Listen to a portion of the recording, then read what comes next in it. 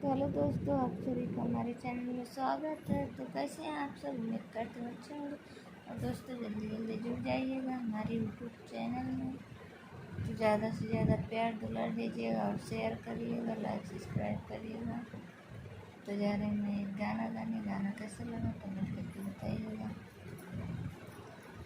धोखा बजिए में गंगना करवले का, धोखा बजिए में गंगना करवले का,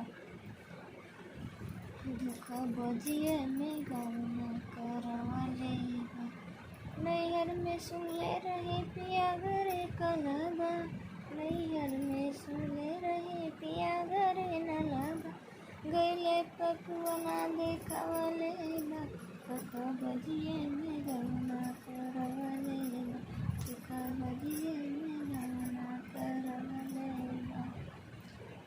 नैहर में सुनत रहे पिया कहलवानवा, नैहर में सुनत रहे पिया कहलवानवा, गैले पटटनी देखावले बा, पिया धोखा बजिए में गंगना करवले बा, धोखा बजिए में गंगना करवले।